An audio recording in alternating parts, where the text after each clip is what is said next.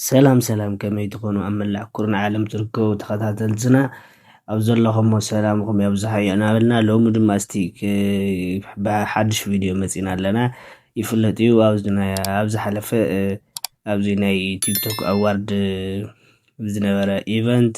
زنور وبزحت أنا قلت زخونو كمني الله وسازع عينتو بزحت ملأختي زلهم نجارات لبزحت زوات عناجر نيرو مالتي يفلتيو موزحتيو جزء ناي دق سيلبريتيز زجوروا ناي شلما سنسرع الزخدن ومخدونتي كان كل نجار بملأختي بعلامة حيزم يوم لافتي إيفنت زخدو مالتيو كراجنو أم كسرار حسقرم ككله جميرو بتعمي تخرج سحبنا نتي حيزم وزلو علامة زنصار نجار تخدينا من تخديو زرع مالتي يخون أمبر زياو جن فلت نورنا بعل جينيفر لوبيز هم استخدمت أريانا غراندي كم استخدمت كلا زولو نجارات هذي عدنا مس يوم لو مالتيو أبزيناي هذي زنورة ناي تيك توك كريتيف أورد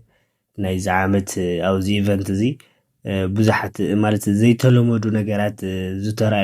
زترايلو نجاري نيرو مالتيو بزحت تيك توكرات والهم بزحت ناي سوشيال ميديا إنفلونسرز بالو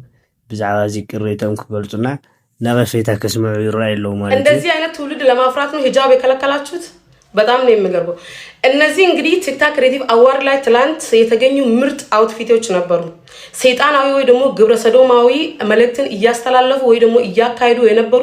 ትላንት አፋችን ይዘን ስንመለከታቸው የነበሩ ሰዎች ነበሩ እኛ ሙስሊሞች እኮ በመክንያት ነው ሂጃባችን እንለብሳለን የምንለው እንደዚህ አይነት ሰይጣናዊ ወይ ደግሞ ግብረ ሰዶማዊ ነገር ለመከላከል ወይ ደግሞ ትውልድ እንዳይበላሽ እንዳይበከል ለማድረግ ነው እኛ ኢትዮጵያውያን ነን እንደዚህ አይነት ሴት መሳይ ወንድ መሳይ ሴት ሰይጣናዊ አካሄድ የትኛውም ሃይማኖት ከእስልምና ውጪ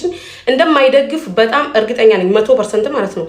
ታዲያ ሁላችንም አንድ ላይ ተነስተን ማለት ነው የነገን ትውልድ ለማትረፍ እነዚህ ሰዎች ማውገዝ የለብንም ብላችሁ ታስባላችሁ ይሄንን ቪዲዮ እንግዲህ ኮፒ ሊንክ ሼር ሪፖስት ያደረጋችሁ ለሁሉም ወላጆች እንድታደርሱልኝ በትህትና ጠይቃለሁ ምክንያቱም ሁሉም ወላጆች ማለት ነው ወላጅ ያልሆነ ሰው ራሱ ተነስቶ ይሄን ነገር ማውገዝ አለበት ካብዚአቶም እቶም ብጣዕሚ ጎሊሆም ዝወፁና ብዙሕ ሰብ ክውገዙለዎም ንምንታይ ከምዚ ዓይነት ስርዓቱ ዘይሓለወ ምስ ባህልን ምስ ሃይማኖትናን ዘይኸይድ ነገር ትውልድ ዝቐትል ነገር ملأختي نايزي حماق منفس سيطاناوي أملخو حيزم مزيم تواهيلهم بزح كريت هزقارو لهم زلو برقز قاعة قلسي كوبي بيست زخونا أكايدا أيو بكا أو دك مالتا فيلمتات أو زخونا إيفنت أو زغارو لسعد نوريو كاوز النوارنا نقرات توقست لخا زوي قلسي بكا زخونا نجاريهم حزم مزم زلوا مالتيو جاني بالزحرة جاني مالت أو أمريكا زنبر زنبريو يوتيوبريو خدنا برس حزوز مساقة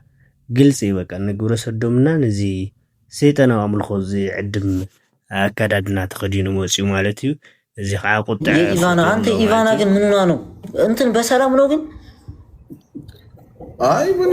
አንዳንዴ እሷም የሆነ መልእክት ይኖረዋል እኮ አለባበሱ አይተው እንትን ነው አይደለም እንደዚህ አይነት አለባበስ የሚለብሱት እናቴ ትሙት በውጭ እንትን ማለት ነው አረ ብላኪ ጨዋታ ነው አንተ አበት መተዚ እንትን ላይ ያለ አንጨዋታ አንቀልድ አንተ ስማ ኢቫና ማለት ነው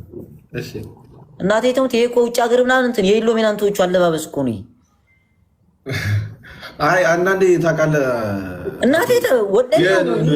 የኑድ ተቃውሞ ታውቃለህ እንደ ራቁታቸው ሆኖ ተቃውሞ ይጣሉ አንዳንዴ ሴቶች ታውቃለህ ምንም ራቁት ምናምን የምን ራቁት ነው ይሄ የቺቺኒያን እንትን መስላ የገባችው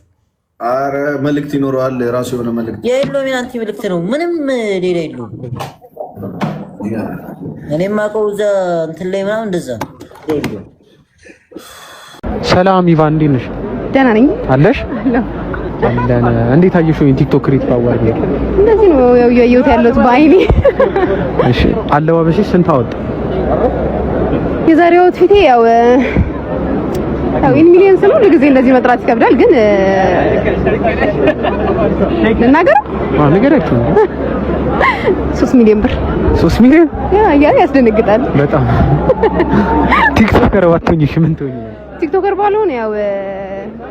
አክትረስ ነበር ማለት አክትረስ ያ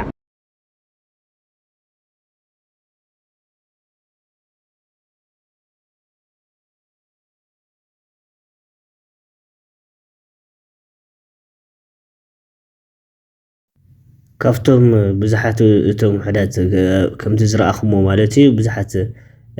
ሓሳብ ክህሉ ገለገሊኦም ክቕልድሉ ገለገሊኦም ከዓ ሕርቃኖም ክገልጹ ንምንታይ እዩ ዓድና ያረኽሱልና ኣለዉ ዓድና ይሕምቑልና ኣለዉ ክብሉ ብጣዕሚ ብስፍሓት ዝዛወር ዘሎ ጉዳይ እዩ ማለት እዩ እዛ ሓፍትና ልዕላ ዝረኣኹማ እዛ ኢቫና እያ ትበሃል እዚ ተኸዲናቶ ዘላ በቃ ብሚልዮናት ወፃኢቲ ገይሩ ገለገለ ኢላ እንትን ክትናገር እያ ትረአይ ማለት እዩ ትኹረት ንምስሓብ ገለ ክኾን ይኽእል እዩ ብርግፅ ካብዞም ሕዚ ኣቕሪብናዮም ዘለና ማለት እዩ ሓደ እውን ነይሩ ከምዚ ናይ ግብረ ሰዶም ዓይነት ኣከዳድና ተኸዲኑ ይኹን ዳ እምበር እሱ ኣነ ከምዚ ዓይነት ዕላማ የብለይን ከምኡ መሲልኩም እንተኮይኑ ከዓ ይቅርታ ብለይ ምፍላጥ እዩ እሞ ይቅርታ ኢሉ ኣብ ናይ ባዕሉ ቲክቶክ ለቂቁ ማለት እዩ እና ለይፈለጥዎ እውን ክህሉ ይኽእል እዮም ይኹን ዳ እምበር ከምዚ ናይ ጆሲ ጃኒ ዝበሉ ግን ኮነ ኢሉ ብዕላማ ይፍለጥ እዩ ጃኒ ኣሜሪካ እውን ስለ ዝነበረ ኣብ ናይ ኣሜሪካ ባህሊ ልሙድ እዩ ቅቡል ነገር ገይሩ ኮነ ኢሉ ንምፍላጥ እውን ክኸውን ይኽእል እዩ ማለት እዩ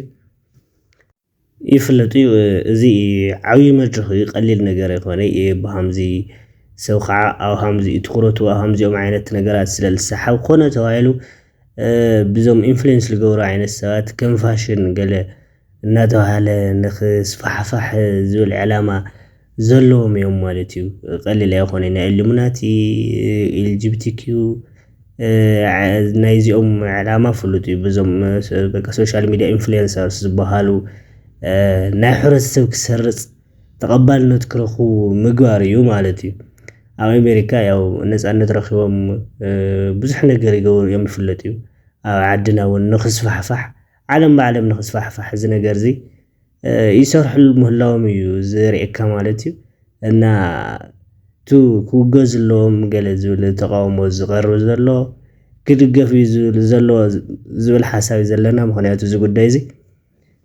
ቀታሊ ትውልዲ እዩ ማለት እዩ ትውልዲ ንኽመክን ንኽጠፍእ ዓሊሙ ዝስራሕሉ ዘሎ ስለ ዝኾነ ኩሉ ሕብረተሰብ ክቃወሙ እዩ ዘሎ ዝብል መንግስቲ እውን የዳታውነት ገይሩ ክፈትሖ ብኣግኡ ከኣልዮ ክኽእል ኣለዎ ዝብል ሓሳብ እኒአና ላይክ ሰብስክራይብ ምግባር ኣይትረስዑ ሰሰና